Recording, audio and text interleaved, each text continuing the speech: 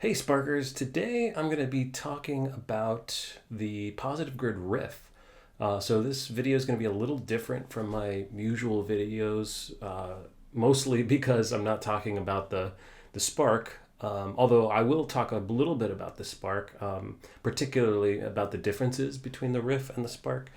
But yeah, I'm focusing today on the Riff, so Positive Grid sent me a Riff a couple months ago during the beta testing program. So I was able to, bang on it a little bit, get to know how it works, test it for them, give them some feedback, that sort of a thing. And I have a pretty good idea of how it works. Certainly how it's different from the Spark, and I know that's come up quite a few times. So instead of doing traditional like demo video and showing you how it works, showing you what it does, what it doesn't do. There's quite a few videos out there already. Roy Ziv did a great one on Positive Grid's website. So instead of doing that, I'm just going to talk a little bit about it. I'll talk about how, again, how it's different from the Spark, but there is some overlap there. Why you might want a Riff versus a Spark, or the other way around, depending on what you're doing. So going to talk a little bit about all that stuff. So this will be a pretty quick video. I'm not going to do any demonstrations of it. I'll talk about what kind of programs and applications that it works with, that sort of thing. So just to start things off, so the Riff is a guitar interface, also works with, like a bass guitar or whatever. You can even use a keyboard with it. Has a regular, input jack for guitar. And it is a hardware device that allows you to connect to a number of different software applications. So being in technology, I actually am familiar with this concept, right? So that's how it's different from the Spark, where the Spark is sort of software and hardware combined into a single device, and then it has integrations with the app or whatever.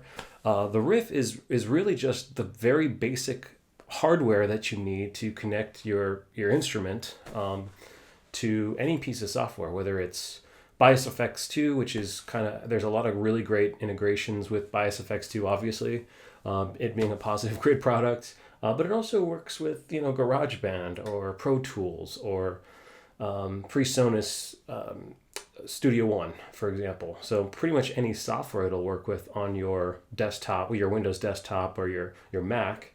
And it also works with iOS devices. It does not work with Android devices. That's something that people have noticed out there, unfortunately, for Android users. Not a problem for me. I'm a iOS guy, but it only works with Mac, Windows, and iOS devices. So that's an important thing to note. But where the Spark is a device that has, like I said, built-in software with the app that you can integrate with, the Positive Grid Riff kind of doesn't. There's a few features that it has built in where you can, when you're plugged into a DAW. A DAW, by the way, is a digital audio workstation. So it's software essentially that runs on your computer. So it works a lot like any kind of home recording device setup. So things that you might plug microphones into or guitars or whatever to record that. That's what this essentially is, except it's just a single input.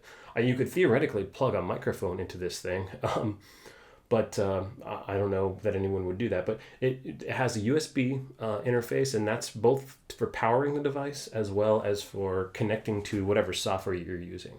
So if you're using iOS, there's a Lightning to USB cable that you plug into your iPhone or your iPad. And then there's a headphone jack, which it could be used for headphones, or it could also be used to like an auxiliary input on the speaker system. I actually used it with my Spark just to play around with it. I connected the headphone output to the aux input on the back of the Spark. You can technically put it into the input of the Spark, but because the Spark has tones, right?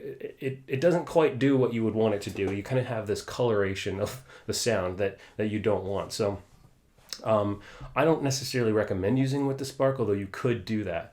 They're just perform different functions, right? So what I think is my favorite way to use it actually is just with my iOS device and Bias FX 2 mobile. So Bias FX 2 mobile, I don't know the price off the top of my head. I'll put it on the screen right here.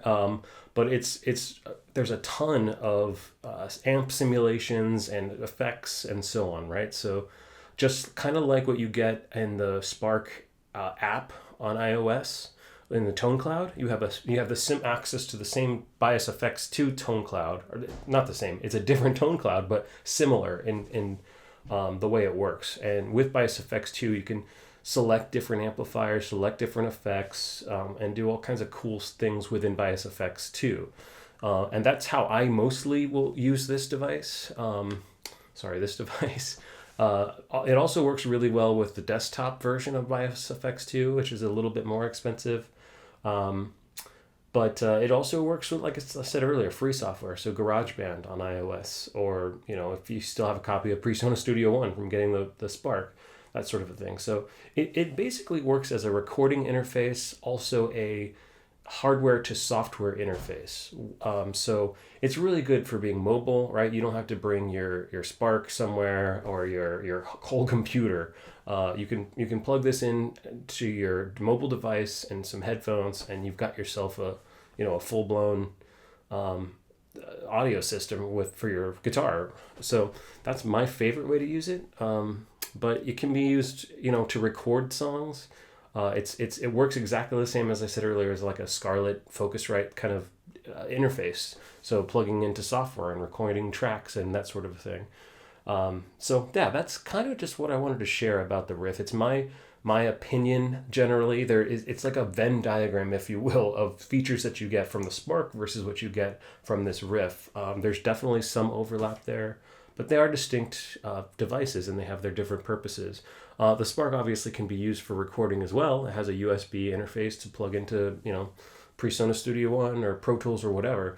So I would say the Spark definitely has more features in it. But for being this small of a package and having pretty high quality audio built into it, also the zero latency monitoring you can do with it is really good. You can either listen to just the direct tone signal from your guitar, or you can listen to the full-blown effects chain that you have with Bias FX or whatever application you're using, or you can actually blend them together in here both at the same time. So it's a really nifty little device. Great, bang for the buck. $100 is really not that much for getting yourself a recording interface or a hardware interface to work with software. So if you're just thinking about getting into playing with digital amps and stuff like that, or if you have some experience with the Spark and using the software effects, Bias FX 2 and other digital effects software out there have a ton of different features you can get yourself access to with one of these little guys. So that's kind of my take on it, and hopefully this helps some people kind of understand the differences and why they might think about the Riff versus the Spark, or both. Like, having both is pretty awesome for me. So that's it for today. I just wanted to share all of that, and hopefully you guys get some use out of this, and we'll see you next time. Thanks.